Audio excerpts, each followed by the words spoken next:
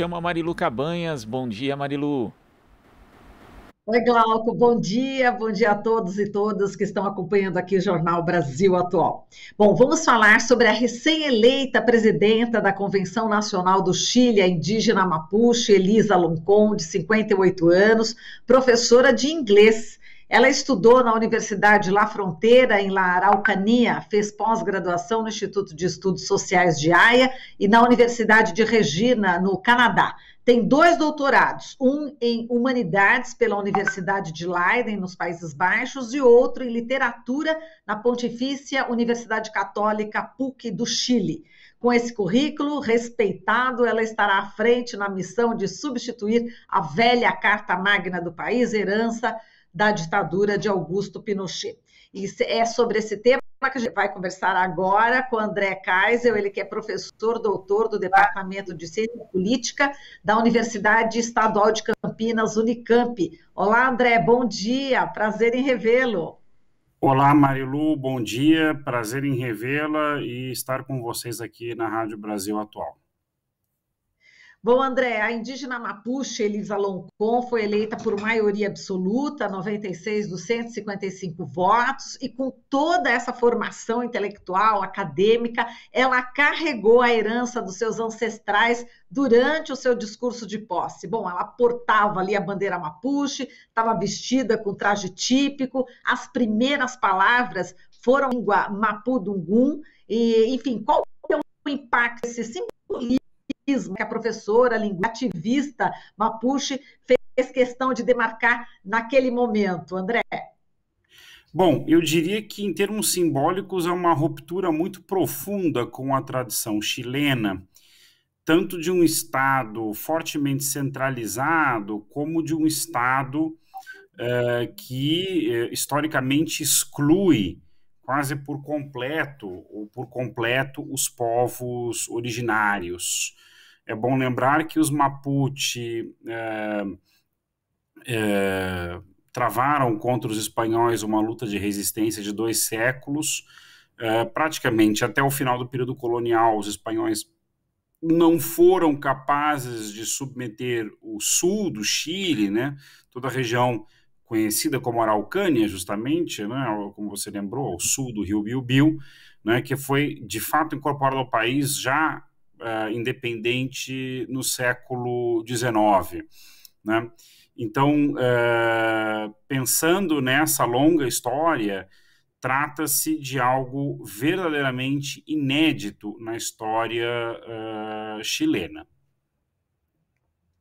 Exato. E, André, a gente estava lendo aqui um pouco da história, né, dessa indígena, e a gente viu uma entrevista que ela concedeu ao El País, né, ela disse o seguinte, que mostra bem, o que eu vou falar agora, que mostra bem a realidade, né, dos indígenas do Chile, né, que para ir para a escola, ela tinha que viajar por 8 quilômetros da sua casa na comunidade Mapuche até a escola, e ela fazia esse percurso a pé.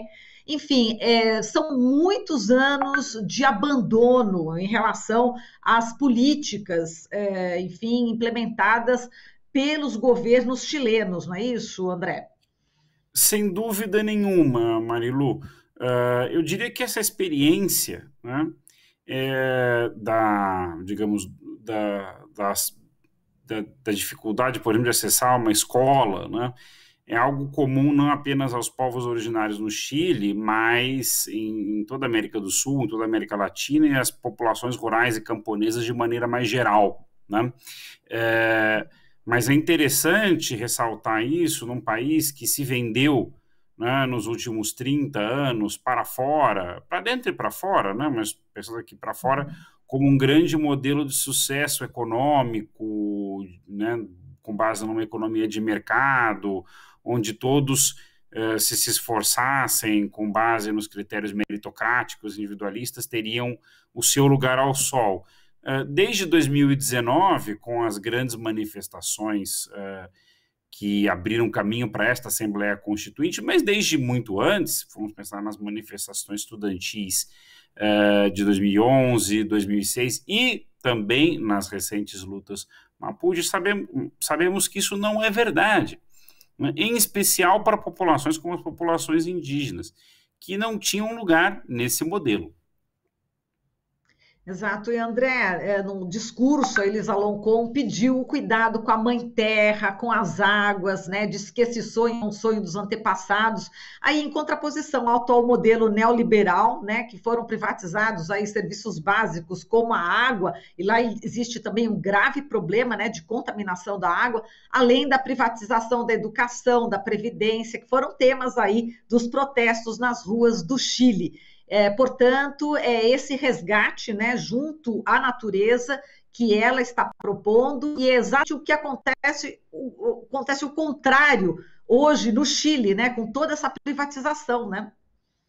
Claro, grande parte das lutas dos Mapuche nos últimos anos se centraram em questões como acesso à terra e à água e aos problemas da contaminação, né? Por parte de empresas, né, que exploram os seus territórios ancestrais, né? Mas o que é interessante pensar é que essa luta convergiu desde 2019, pelo menos, com as lutas de tanto dos setores populares urbanos como das classes médias urbanas, que cada vez mais perceberam o quão eram desfavorecidas dentro desse modelo neoliberal, justamente pela privatização dos serviços públicos e pela ausência de direitos sociais, né? O Chile é um país onde se pagam salários não muito diferentes dos do Paraguai, mas onde os preços são muito parecidos com os da Espanha. Então, isso dá uma ideia também do aperto do custo de vida no meio urbano. Mas o que é interessante é que justamente agendas que são bastante heterogêneas convergem em torno de uma ideia não apenas de superar o modelo neoliberal, mas de pôr em questão o modelo moderno de vida baseado no consumo, né? Justamente, né, em direção a uma sociedade não só mais sustentável, como se costuma dizer até nas publicidades hoje em dia, mas baseada em ideias bastante próprias do mundo andino e da cosmovisão dos povos indígenas, como, por exemplo, o bem viver ou o bem viver, né? O que justamente vai nessa direção de um respeito à natureza, né? E a repensar a relação ao homem e à natureza. Isso é bastante radical e inovador. Agora, qual que é a possibilidade concreta, na sua opinião, de ocorrerem essas mudanças, né? Você falou aí que essa convenção constituinte foi resultado aí de uma gigantesca mobilização, né, que ocupou as ruas do Chile já em novembro de 2019. Qual que seria essa expectativa em relação a essas mudanças aí profundas no Chile? Olha, Marilu, o caminho foi e será difícil, né? Não podemos ter ilusões. Então, só para registrar, no mesmo dia, domingo, em que os 155 convencionais estavam tomando posse, os carabineiros de Chile, né, o equivalente à nossa polícia militar, né, a nossa tropa de choque, reprimiu brutalmente manifestantes, inclusive agredindo constituintes em suas funções, né, no exercício de suas funções. Isso é muito sério, né? Isso mostra que o aparato repressivo do Estado chileno, forjado, consolidado, tem origem muito anterior, mas consolidado, moldado na ditadura de Pinochet, está mandando um recado para a Constituinte de que não aceitará tranquilamente o processo de radicalização democrática em curso no país. Não vem aceitando, a repressão não parou desde 2019, há muitas denúncias de mortos, desaparecidos, sim, pessoas com mutilações oculares, há centenas, né? Ainda há presos políticos, que os movimentos sociais chilenos demandam que sejam soltos, né? O governo Piñera está no final e digamos, está nas cordas, com uma popularidade baixíssima. Isso refletiu nas eleições em maio, não apenas para a Constituinte, mas para os governos regionais e para as prefeituras, né, onde a Aliança de Direita sofreu derrotas duríssimas, mas o aparelho de Estado repressivo, né, legado da ditadura está claramente deixando claro, está claramente avisando que não vai ser fácil, né? E os setores da burguesia chilena, né, que não estão dispostos a abrir mão dos seus privilégios, né, dos seus lucros leoninos, né, que são protegidos, sacralizados pela atual Constituição, né, enfim, poderão se apoiar no futuro nesse aparelho para, né, tentar justamente reverter ou limitar, né, os avanços democráticos. Então, isso exigirá muita paciência, resiliência e firmeza, não apenas dos constituintes, das constituintes, mapuches, mulheres, feministas, ligados aos sindicatos, aos movimentos sociais, aos movimentos de bairro, aos partidos de esquerda, mas exigirá desses mesmos movimentos que os apoiam, né, muita disposição aí de luta nos próximos tempos. Exato, André, você citou aí as mulheres, as feministas, e é importante, né, essa paridade de gênero conquistada junto com a convocação da Constituinte, aí foi realmente uma experiência inédita no mundo, né, André? Para uma Constituinte, sem dúvida nenhuma, né, e presidida por uma mulher indígena que, além de apelar à sua origem mapuche, também apelou justamente à luta das mulheres e das minorias sexuais como algo muito importante no Chile nos últimos tempos, né? Aliás, é bom lembrar que entre as violações de direitos humanos cometidos pelos carabineiros durante a repressão da Revolta Social de 2019, há também muitas denúncias de violações sexuais, etc., de crimes sexuais, né? Então, o feminismo é uma força de proa, né, de vanguarda no Chile nesse momento. De maneira mais geral, eu diria que com a paridade de gênero associada também a um horizonte de plurinacionalidade, de interculturalidade, o Chile vai começar a escrever um novo capítulo na história do chamado novo constitucionalismo latino-americano, que teve episódios importantes, por exemplo, na Bolívia em 2008, 2009, no Equador em 2007, 2008, com a fundação de estados plurinacionais, né? O discurso de Elisa Loncón indica que o Chile vai nessa direção. Qual será digamos, o formato exato desse modelo no Chile, né? No que ele se diferenciará dessas experiências andinas anteriores, né? Se ele conseguirá ir além delas em termos da conquista de direitos coletivos, sociais, culturais, ambientais, etc. Isso nós vamos ver nesse próximo ano, né, que a Constituinte tem para redigir a nova Carta Magna. Exato, falando nesse ponto, né, do plurinacional, ela falou no discurso, né, Elisa, esta convenção vai transformar o país e torná-lo plurinacional e intercultural, e um dos principais pontos da nova Carta Magna é justamente o reconhecimento dos povos indígenas, né, e o debate sobre um Estado plurinacional. Eles não têm lá a garantia do território, né, André, nem o reconhecimento da cultura e da língua indígenas, não é isso? Veja, a Constituição de 1980, ainda em vigor, ela concebe o Chile como um Estado unitário e fortemente centralizado. Para que vocês tenham uma ideia, esta é a primeira eleição em que se elegeram os governadores das regiões. Os prefeitos serão eleitos, mas os governadores não, eram indicados pelo governo central. Então, isso dá uma ideia do grau de centralismo da Constituição chilena. Mas, além disso, ela só reconhece uma nação chilena, né, e pronto. Ela sequer incorpora o tipo de reconhecimento com base no multiculturalismo que constituições neoliberais dos anos 90, como a boliviana de 95, 97, mais ou menos, agora me falha a data exata, né, reconheciam, né, ou a Constituição colombiana de 1991, também foi fruto de um avanço democrático relevante na época, ou a própria Constituição brasileira de 88, era uma Constituição muito mais conservadora do que todas essas. E é interessante pensar em qual era a cabeça dos homens, e eram homens de fato nesse caso, que a escreveram, né?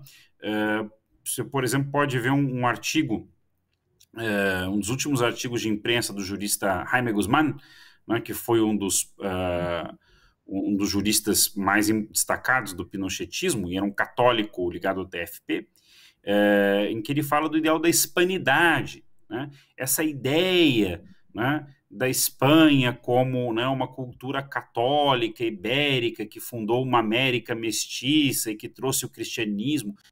Isso é central não só no imaginário do Guzmán, mas ainda é central no imaginário da elite chilena, que é em sua maioria católica e conservadora, não apenas neoliberal. Aí nessa Constituição um casamento entre esses imaginários, um nacionalismo autoritário, né, um catolicismo conservador e liberalismo de mercado, né? Então, você imagina o que é a ruptura de falar, não, nós vamos para um Estado plurinacional partindo desta matriz ideológica.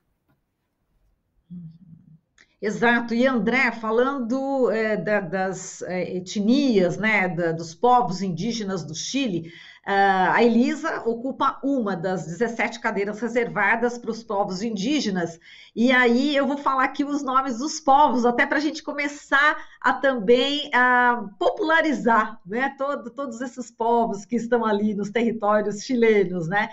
7 das cadeiras estão ocupadas por representantes do povo Mapuche, 2 pelo povo Aimará, 1 para representantes de cada um dos outros povos. Olha só, eu não sei se eu vou falar corretamente, justamente porque a gente não tem, né, a tradição de estar tão próximo aí à cultura chilena, mas vamos fazer esse esforço. A Cauescar, Rapa Nui, Yagan, Quechua, Atacamenho, Diaguita, Colha e Xango. Então é muito importante para nós brasileiros conhecermos um pouco dessa cultura chilena, né, dessa cultura indígena chilena, né, André? É uma riqueza impressionante que esses povos trazem para todos nós, não é isso? Claro, os Mapuches se tornaram mais conhecidos, não só porque são mais numerosos, né, sobretudo no Chile meridional, mas porque se destacaram muito né, há séculos, como vemos, né, pela sua disposição de resistência ao domínio estrangeiro, fosse ele espanhol ou chileno. Mas todos esses povos estão contemplados. Os Rapa Nui, salvo engano, são os povos das ilhas, né? A Ilha de Páscoa, por exemplo, né? O grupo étnico que vive ali, aquela ilha do Pacífico, que é parte do território chileno, onde tem aqueles famosos monolitos, né? Que os turistas conhecem, né? E os Quechua, Aymara, entre outros, são povos do norte do Chile, como os atacamenhos, né? E muito ligados digamos, são parte de grupos étnicos transnacionais, como os Mapuche também são, porque há Mapuche na Argentina também, né? E há Aymaras na Bolívia, onde eles são uma etnia muito importante, né? Sobretudo na região de La Paz, e no sul do Peru, em Puno, e os Quechua estão disseminados por toda a região andina, né? Desde o Equador e sul da Colômbia até o norte argentino, né? O noroeste argentino e o norte do Chile, né? Então é interessante que a gente associe que os Quechua e a Aymara muito ao Peru e à Bolívia, mas nós raramente pensamos que há também representantes dessas etnias, desses grupos etnolinguísticos no Chile. E agora essa constituinte vem a revelar isso politicamente para o mundo, né? Dá o grau de invisibilidade que as culturas indígenas tinham no Chile, né? Que, de novo, se projetava para fora, e as elites latino-americanas que consomem, né, ou consumiam essa imagem do modelo chileno de sucesso, etc., também compravam a imagem de um país branco, né? Tá, tem lá os Mapuche no sul, né? Quase como uma curiosidade, mas é um país, é uma sociedade branca, ou na melhor das hipóteses, mestiça. Nós estamos vendo que isto não é verdade, né? E que, de fato, a plurinacionalidade, né, o reconhecimento não apenas de minorias étnicas, mas do convívio em igualdade de diferentes nações, é um caminho possível para um Chile mais democrático, né, e mais diverso. E André, qual é o impacto dessa eleição, né, da Elisa Loncon e todo esse clima, né, da Convenção Nacional para as eleições de novembro agora no Chile? Olha, essa vai ser uma eleição decisiva, porque elegerá o governo que irá implantar, né, implementar a nova Constituição, e será muito disputado. Então, nós temos 3 conjuntos principais de atores que vão intervir, né? Pensando no espectro político partidário. Você tem a frente de direita, Chile Vamos, do atual governo, que deve lançar o prefeito de Las Condes, um velho conhecido do pinochetismo, Joaquim Lavín, da União Democrata Independiente. Mas, como nós estamos vendo, Chile Vamos carrega o fardo do governo Piñera, que é muito impopular, né? E teve maus resultados, tanto para a Constituinte como para as eleições locais, né?